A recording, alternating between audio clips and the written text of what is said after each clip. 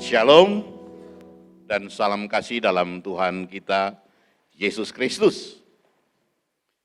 Nah, pagi hari ini kalau kita melihat pada masa lalu 2000 tahun yang lalu, itu dunia digemparkan dengan suatu peristiwa yang belum pernah terjadi.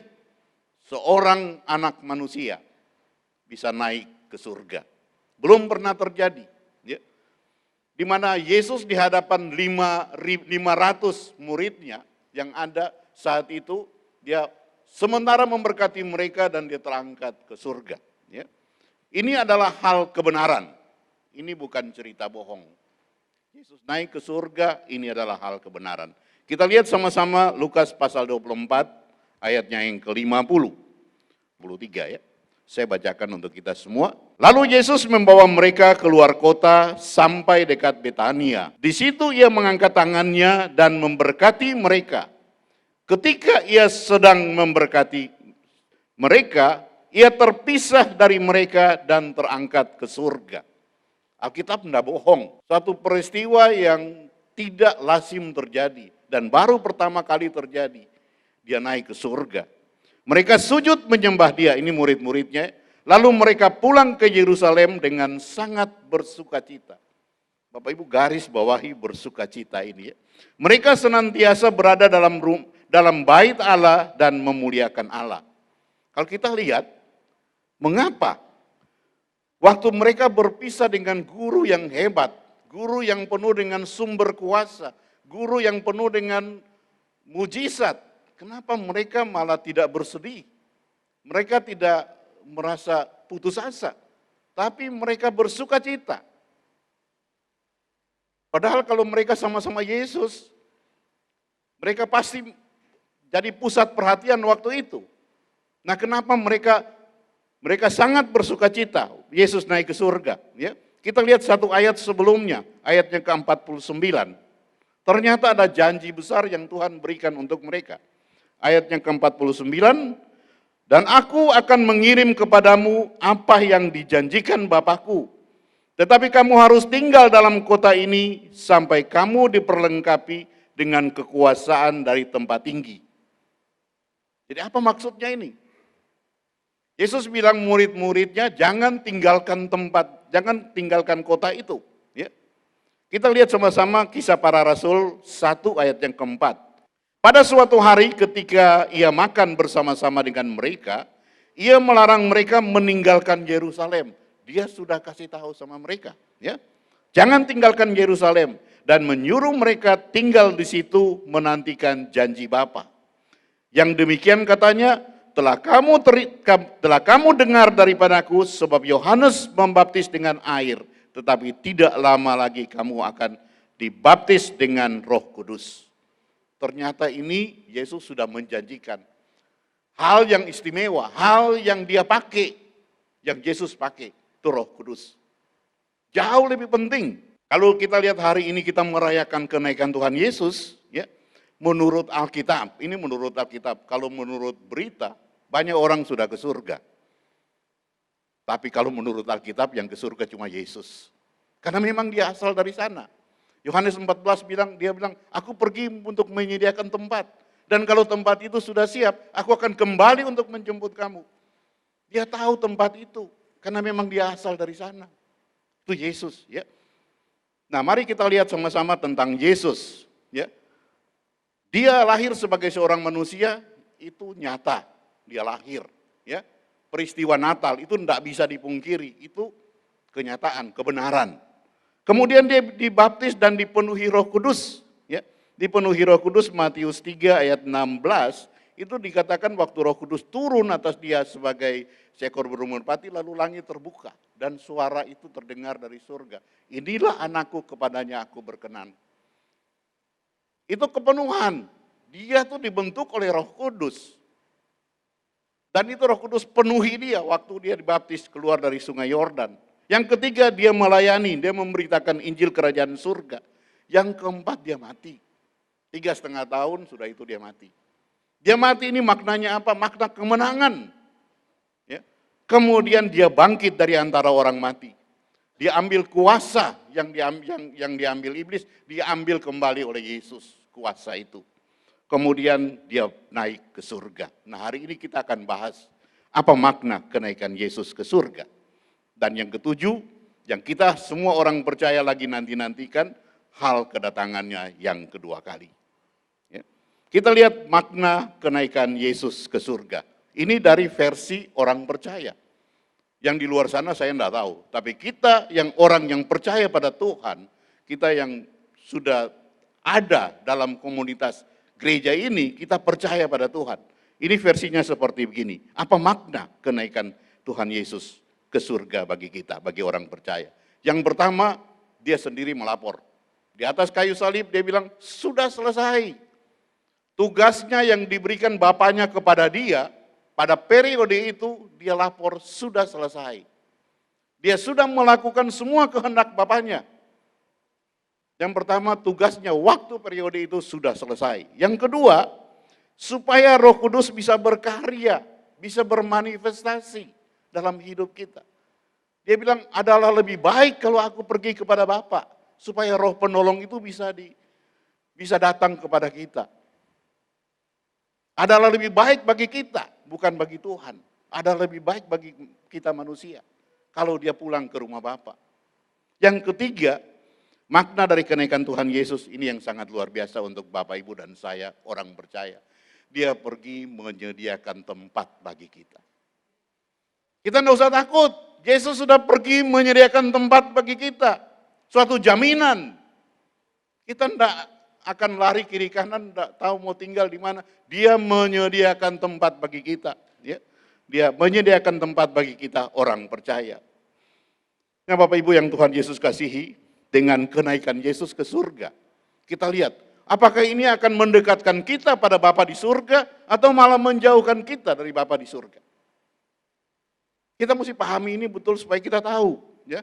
Kita lihat dari sudut pandang manusia pada waktu itu. Ya. Sudut pandang manusia, mereka berharap Yesus akan menjadi raja mereka pada zaman itu.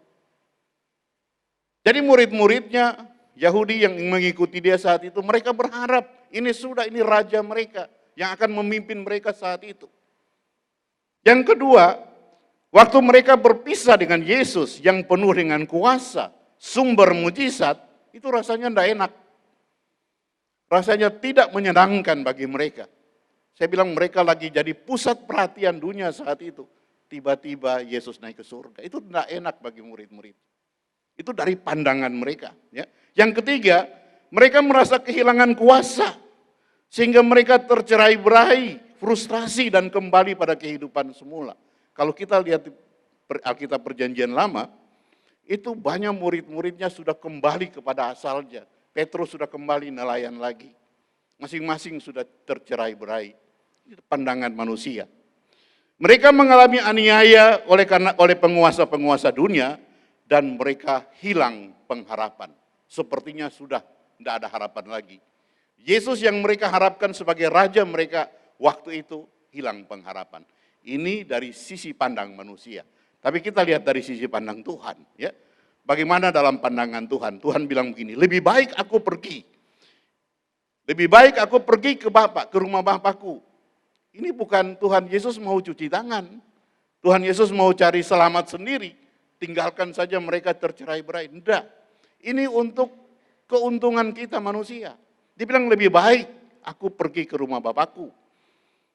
Tapi sebenarnya waktu dia pergi ke rumah Bapa, dia akan memberikan keselamatan bagi kita. Karena dia akan mengirim Roh Penolong, Roh Kudus yang akan datang pada kita. Kita lihat Yohanes 16 ayatnya yang ke-7. Adalah lebih baik bagi kamu, bagi kita manusia ini. Adalah lebih baik bagi kamu jika aku pergi. Sebab jika aku tidak pergi, penghibur itu tidak akan datang kepadamu.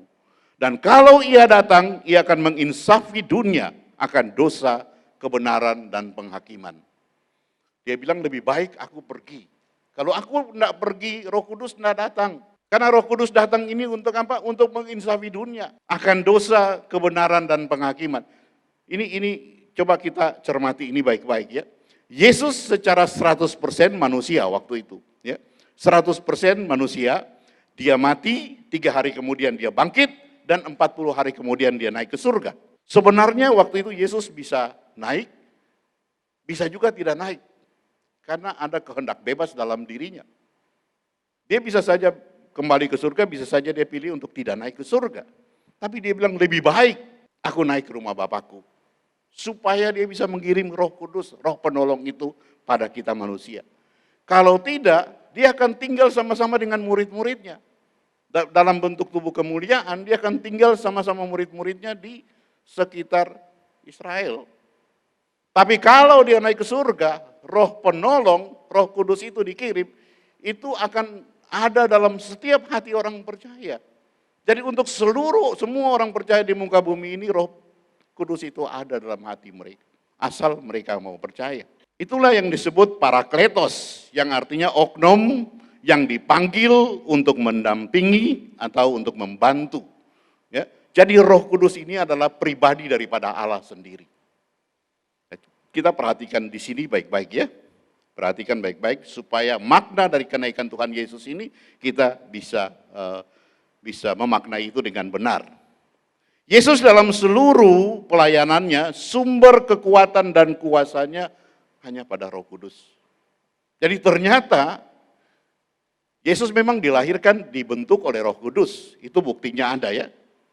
Dibentuk oleh Roh Kudus. Dan dalam pelayanannya, dia bersumber kekuatannya, mujizat-mujizat yang dia lakukan itu bersumber pada Roh Kudus. Alkitab katakan seperti itu. Ya. Kita lihat di Kisah Para Rasul 10 ayat 38. Alkitab bilang begini, kalau kamu mau tahu tentang Yesus dari Nazaret, ini ceritanya. Ya.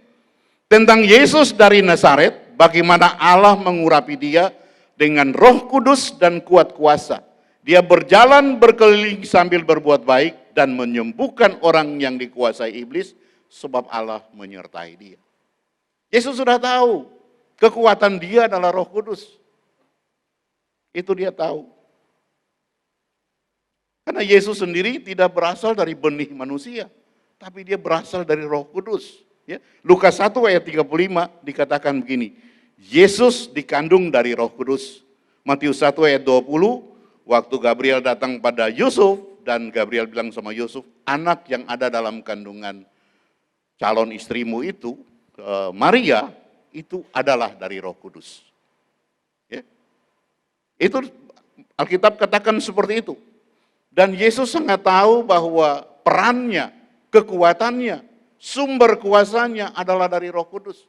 Itulah sebelum dia kembali ke surga, dia sudah menyiapkan murid-muridnya. Dia sudah memperlengkapi murid-muridnya dengan Roh Kudus.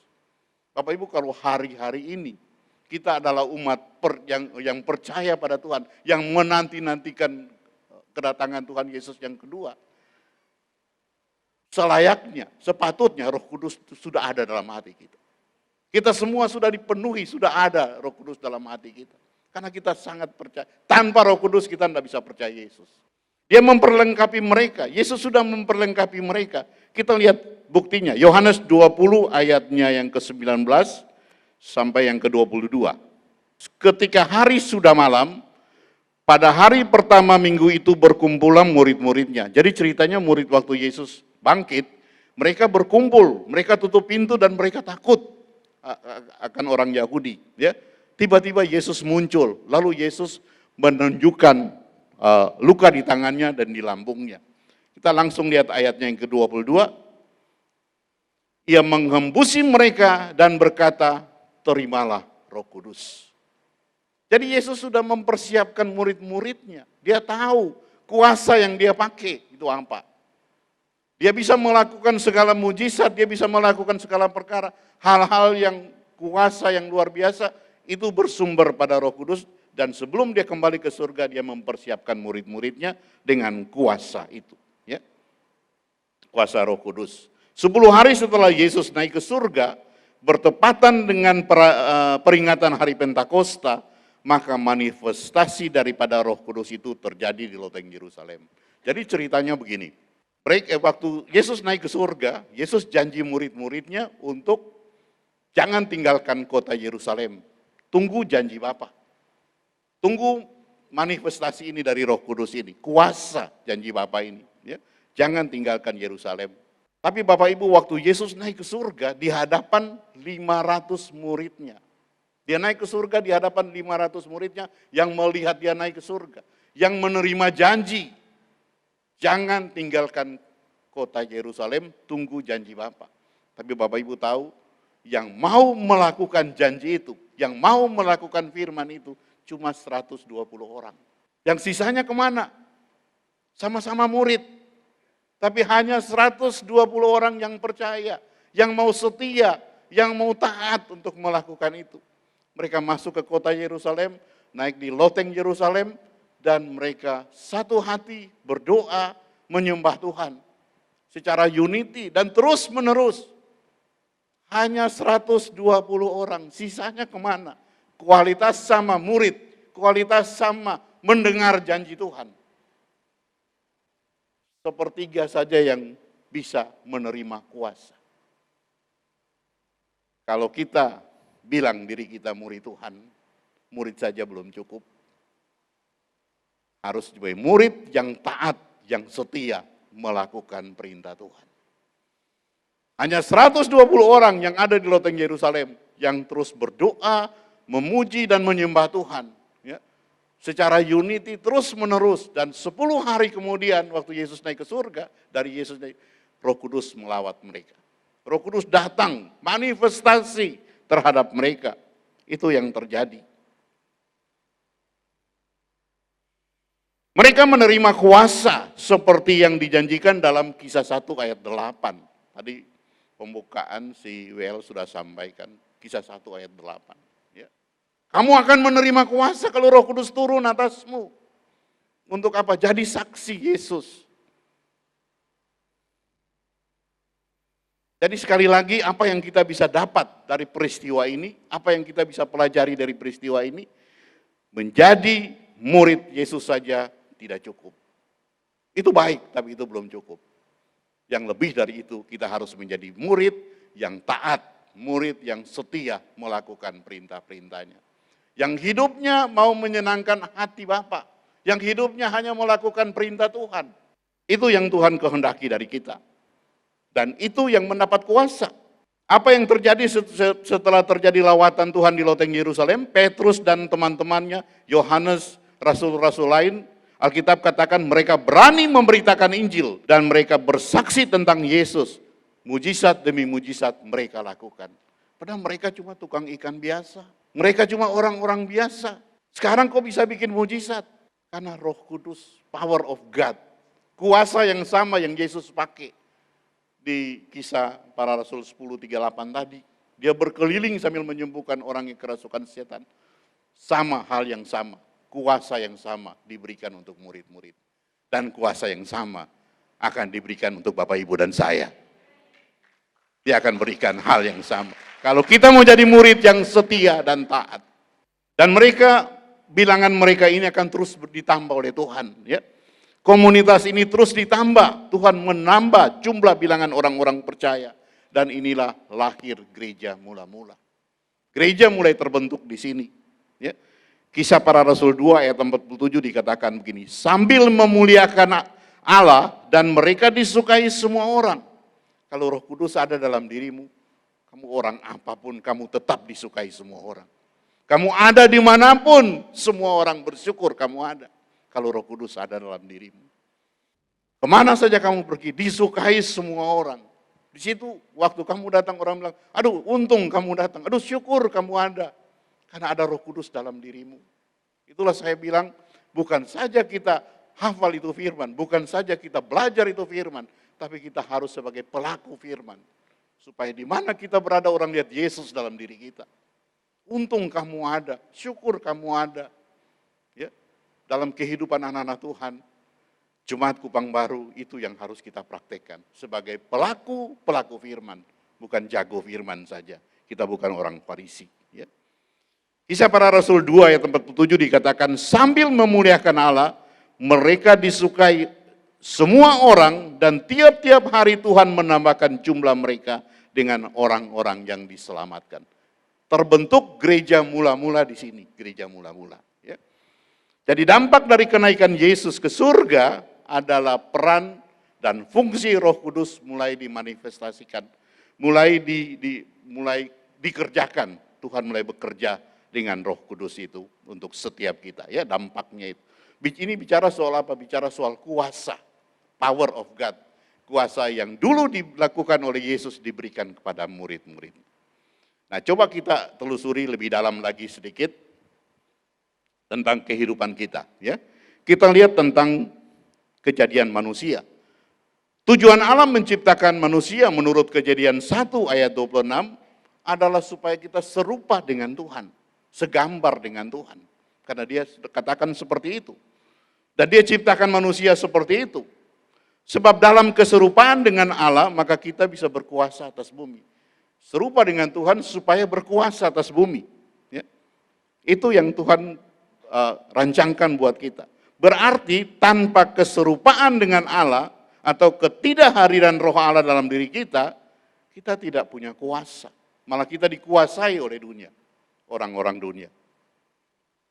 Berarti, kita lihat manusia yang pertama Adam, dia gagal karena dia memilih kegagalan. Manusia diberikan kehendak bebas. Adam memilih untuk gagal. Dia melanggar perintah Allah. Ini pilihannya dia. Sedangkan Yesus, dia berhasil karena dia menuruti, menaati semua kehendak Bapaknya. Dikatakan Roh Allah ada pada dia. Berarti kisah 1 ayat 8 ini merupakan manifestasi dari keserupaan dengan Allah. Sebab kuasa itu sudah diberikan kepada manusia, dalam hal ini cuma orang yang percaya. Saya bilang sekali lagi, ada semua komunitas di luar. Kemudian ada orang yang percaya Yesus, yang dikategorikan sebagai murid Yesus. Ada 500 orang waktu itu yang lihat Yesus naik ke surga. Lalu Yesus kasih janji sama mereka, jangan tinggalkan Yerusalem, tunggu janji Bapa. Akan diberikan kuasa, kasarnya seperti begitu. Tapi yang percaya, yang taat cuma 120. Ya. Jadi sekali lagi saya tekankan di sini bahwa kalau kita jadi orang percaya, belum tentu kita dapat kuasa. Orang percaya yang seperti apa?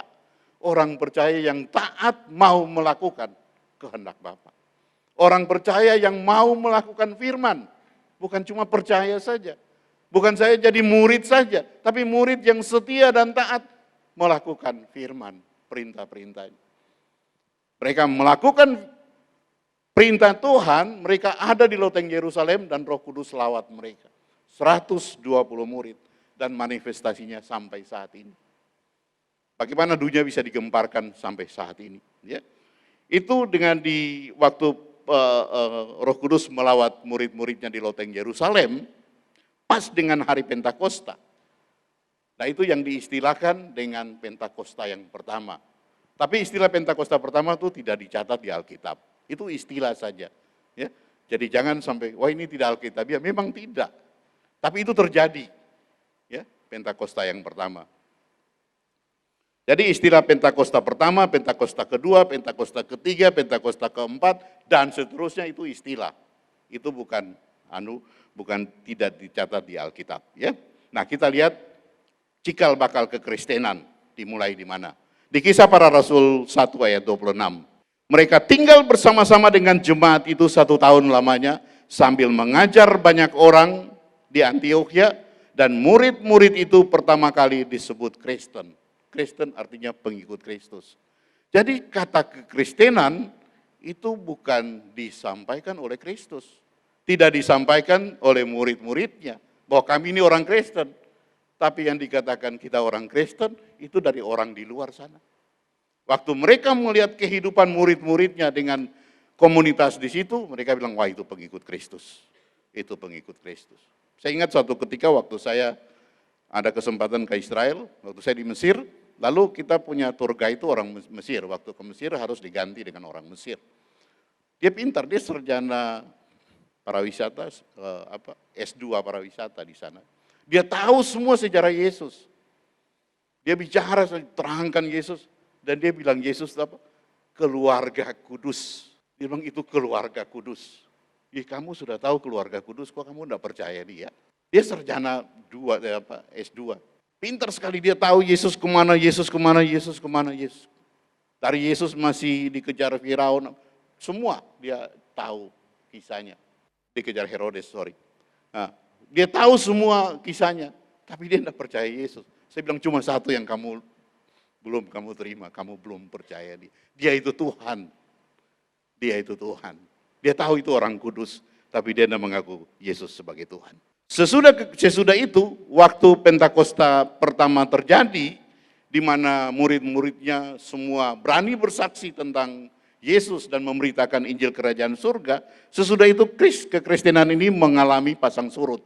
Ya. Terjadi penganiayaan pada gereja-gereja dan rasul-rasul Tuhan waktu itu. Itu 100 tahun yang lalu. Ya. 100 tahun yang lalu terjadi penganiayaan. Tepatnya 100 tahun yang lalu di Amerika Serikat, di Azusa Street, itu terjadi kebangunan rohani yang luar biasa. Tiba-tiba orang jalan di jalan saja kepenuhan Roh Kudus. Semua orang memuji Tuhan, menyembah Tuhan. Tuhan melawat jalan itu, Azusa Street itu. Nah, ini yang diistilahkan sebagai terjadi Pentakosta yang kedua, 100 tahun yang lalu dari sekarang.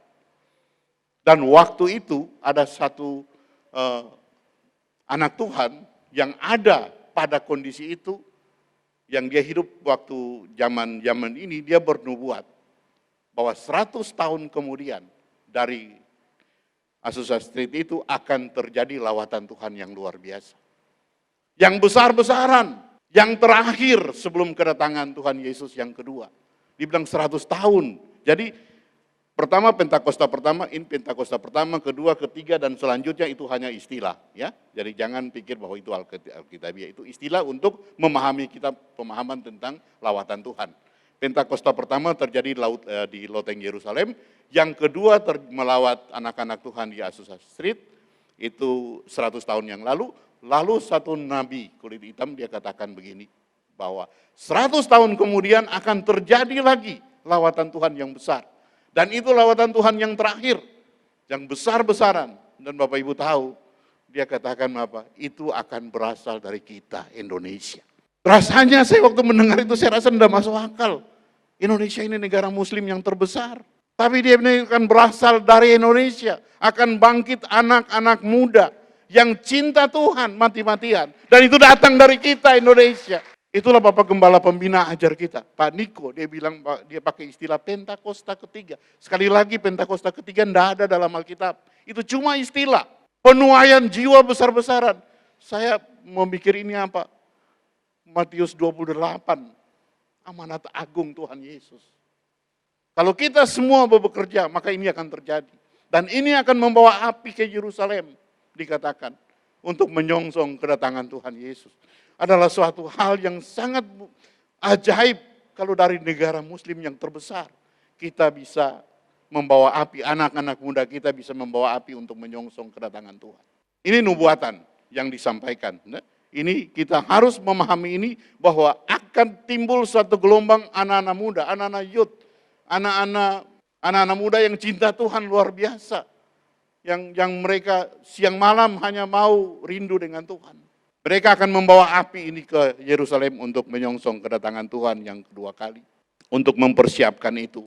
Generasi ini yang beliau, Pak Niko, namakan generasi Yeremia. Akan timbul dari kita Indonesia.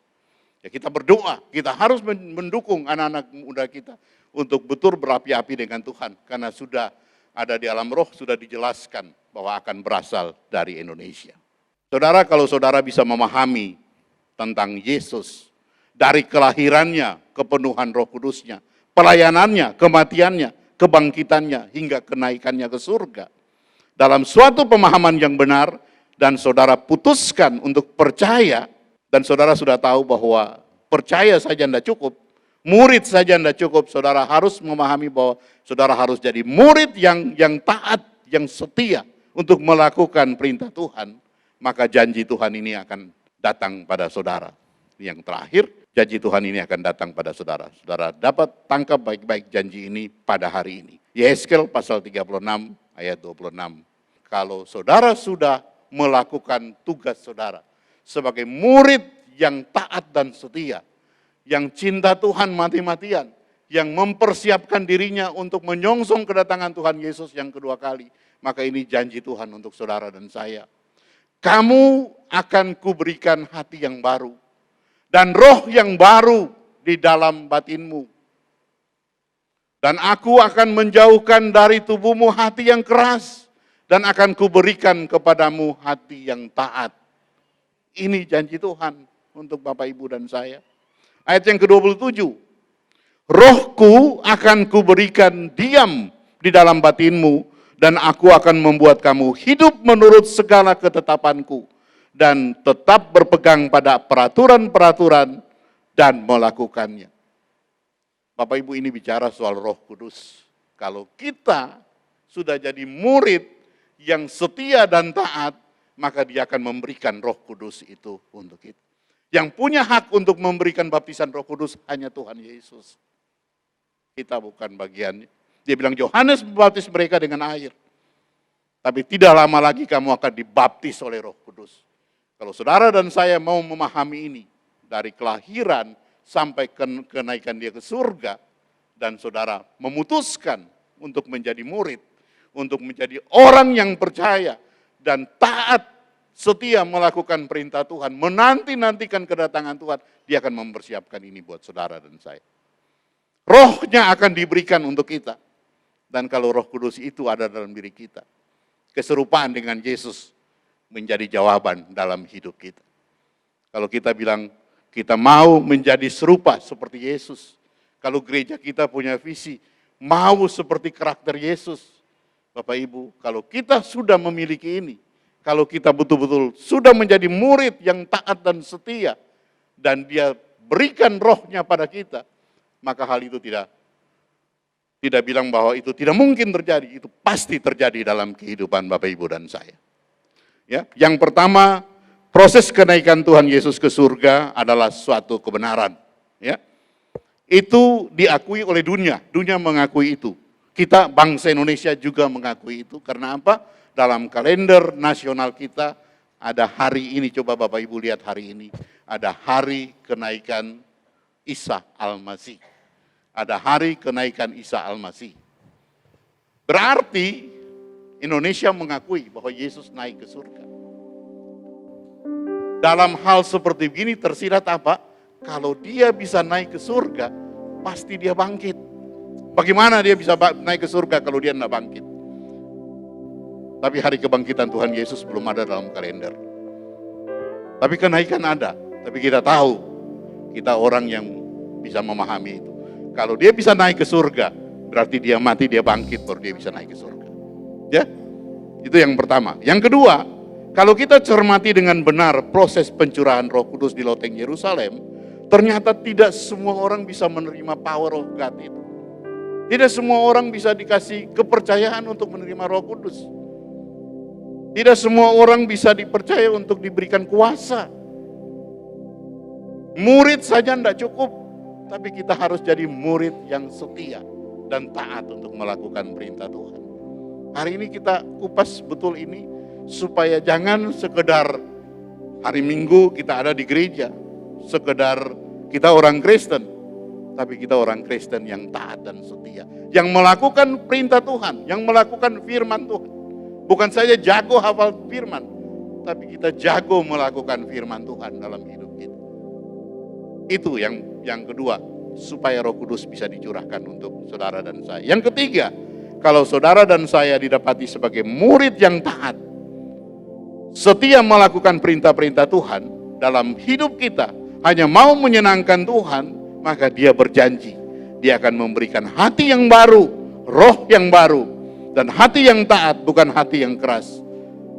Dia akan mempercayakan Roh Kudus-Nya pada setiap kita. Ini penting Bapak Ibu, sebab Roh Kudus, tanpa Roh Kudus tidak mungkin kita mencapai keserupaan dengan Tuhan. Tanpa Roh Kudus, tujuan gereja kita tidak akan tercapai.